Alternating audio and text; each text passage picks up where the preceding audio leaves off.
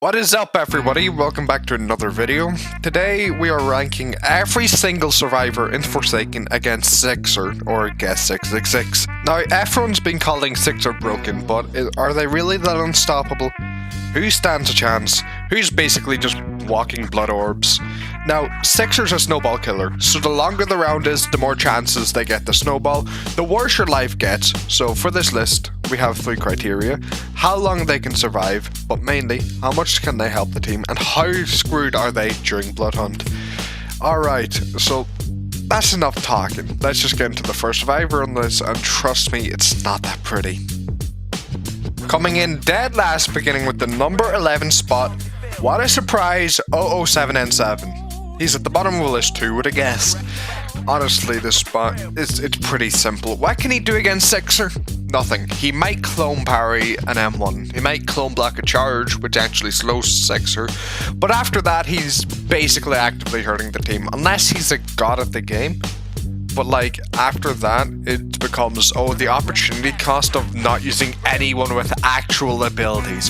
He has no support, no self-sustain, basically, again, just free walking blood orbs for Sixer. Listen, if you give me the choice between playing N7 against Sixer or drinking pain thinner, I'm choosing the pain thinner. At least they'll end faster. Coming in at our number 10 spot, 2-time one.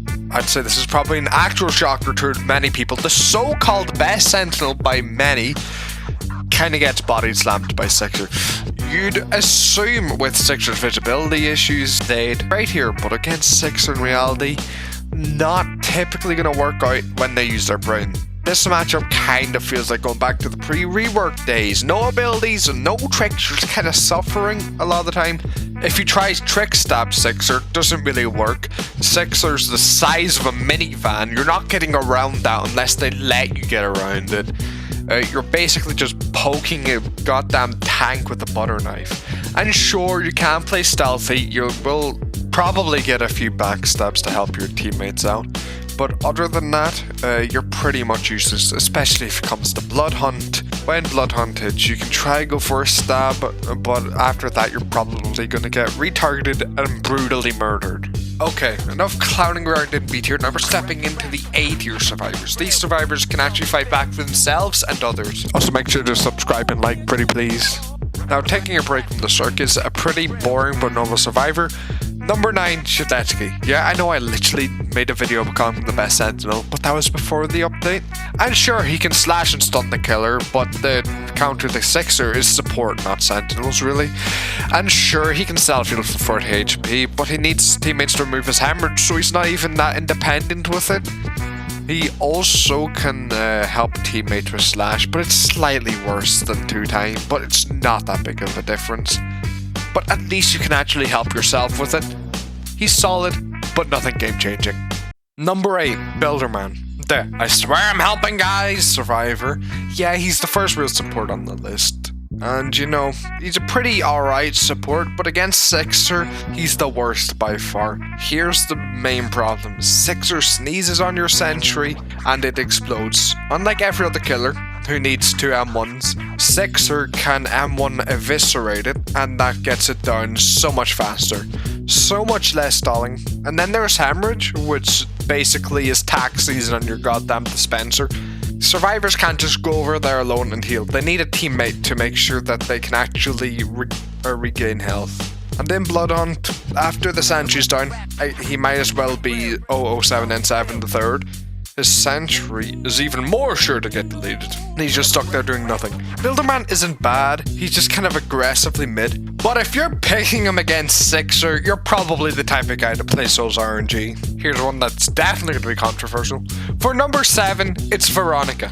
Now, Veronica is broken against literally every other killer. Unstoppable a lot of the time. Best in the game by far. But against Sixer, she can eat dirt very easily. Sixer's weak to small loops, that's the main weakness. But Veronica can't really use them. She's built for speed, going fast away, not control. And against Sixer, that doesn't really mean that much because Sixer has lower stamina drain and has a bunch of abilities to speed them up. You need to use their size against them, not their speed. And his charge and scream hitboxes are the size of a small country, so her dodges don't even matter. She can't just dodge them a lot of the time. At least if we assume Sixer's actually good at the game. And the skateboard bonk, for every other killer, flies into the distance, never to be seen again, but for Sixer, it doesn't really do much to him. She's just not the right choice for Sixer compared to who's ahead on the list, but if you want to play her, that's alright. But what I say you should really do is go back to being slasher counter number 500. Number 6, Noob.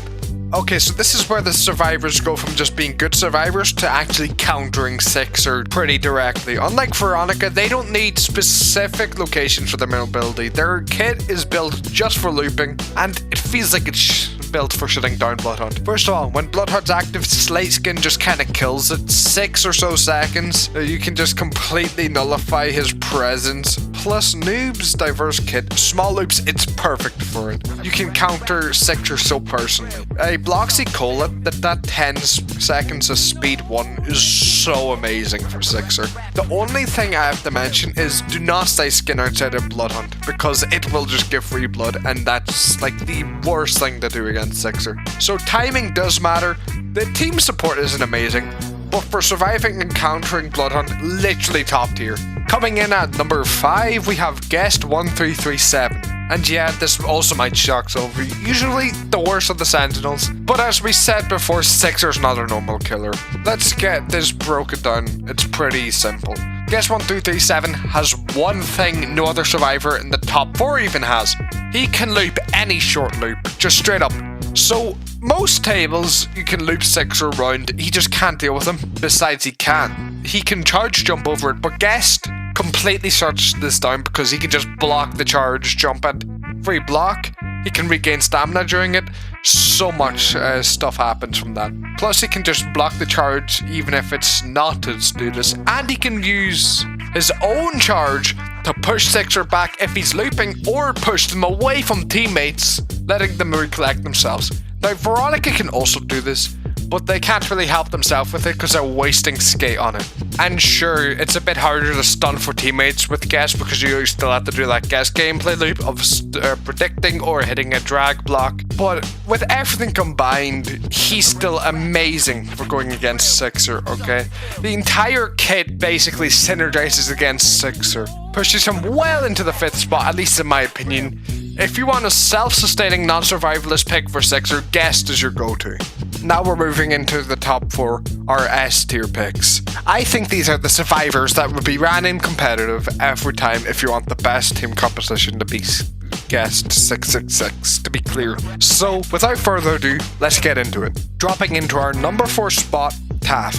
And this one's another simple one. They shut down Bloodhunt perfectly, and they support the team ridiculously well.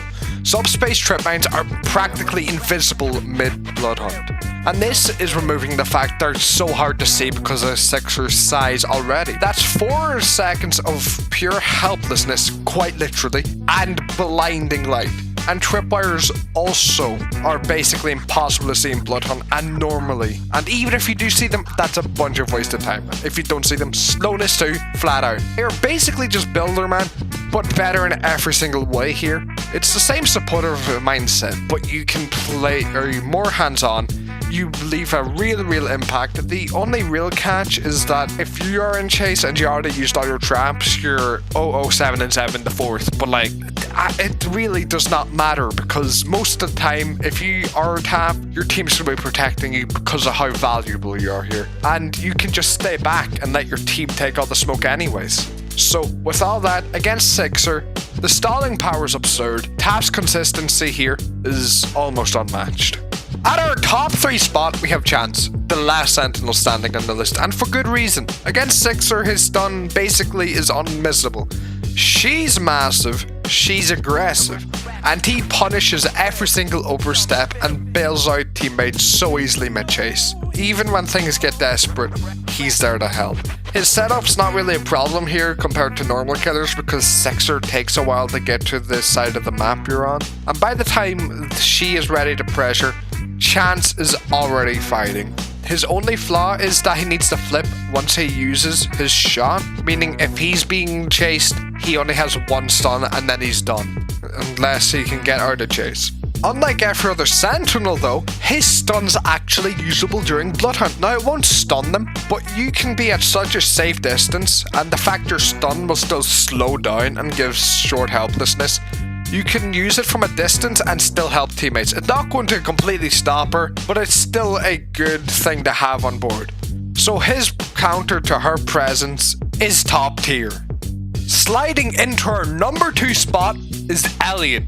And yeah, I know most of you probably are thinking, oh, that's the number 1 spot. They do nearly everything right, but I have some words about it. Sustain, support, and survive, counter Bloodhunt, all that, they do it amazingly. Rush Hour, amazing self-sustain. Speed 3 for 5 seconds or so, and is the only survivor who can convert anyone's permanent damage into temporary. Pizza's letting them live way longer than they would have without you. The only issue here is Hemorrhaged and Veronica. First, Veronica just can't pick up pizzas, but more importantly, if someone's been in chase long enough, especially in Bloodhunt, they're probably hemorrhaged. Meaning, after a point, you just can't heal them you just can't help them until they get out of chase and heal. But outside of all that, they're nearly perfect. Amazing. And finally, number 1, Dusukar, also known as Matt Deuce. This is Sixer's worst nightmare.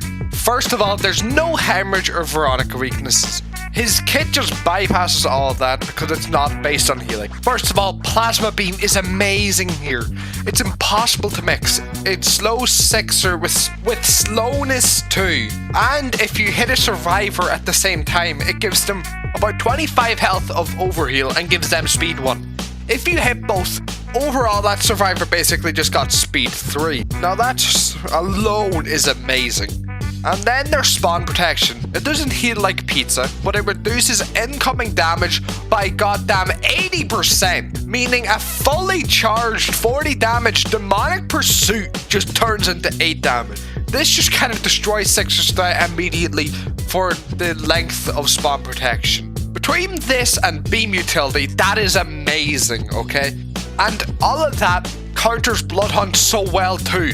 Obviously, because slowing and speeding up is much better than having a stun. On top of all this, you can also use Beam for yourself, unlike most killers, because even when they're looking at you, they can't dodge it, and since you're on a more compact loop, yes, they can threat to catch up to you, but they will take long enough, typically, that you could slow them down, and that means not only can you amazingly help others, but you can also do a pretty good job in helping yourself.